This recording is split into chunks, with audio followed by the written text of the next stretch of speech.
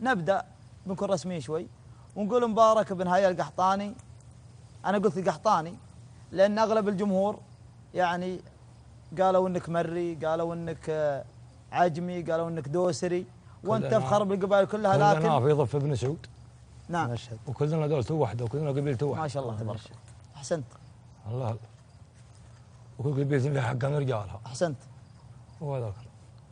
صرت قحطاني. الله لك قحطاني. الله لك قحطاني ربي خلقك. ونعم يا أبو. ما عليكم جود. أبي أسألك بس سؤال تقليدي، لأنك أول ظهور لك على التلفزيون، هل هو صحيح اليوم؟ كيف؟ أول ظهور لك على التلفزيون اليوم، التلفزيون. ذا اليوم.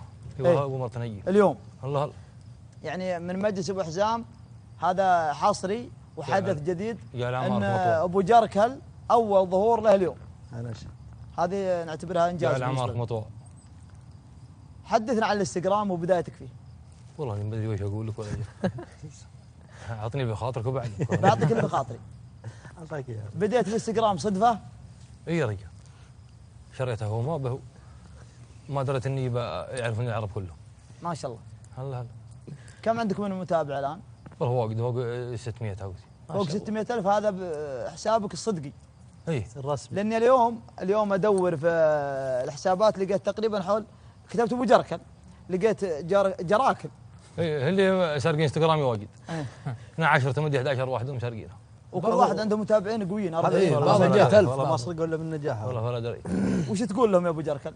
وش اقول لهم؟ يا رب يوفقهم ويرزقهم. ما عندك مشكله. كل ياخذ راحته. القبول يا ابو جركل حظ وتوفيق من الله. جعل ابوك في الجنه.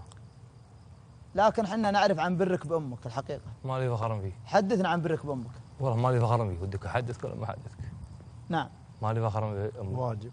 احنا نلاحظ انك بار بامك، يعني ما شاء الله تبارك الله. ما لي فخر فيه، كل مسلم يبر امه. طيب علمت انك بتطلع في التلفزيون؟ اي والله معلمه. تتابع الحين هي؟ لا والله قاعد ارقد الحين. راح ارقد احنا تاخرنا. جعل ابوك في الجنه.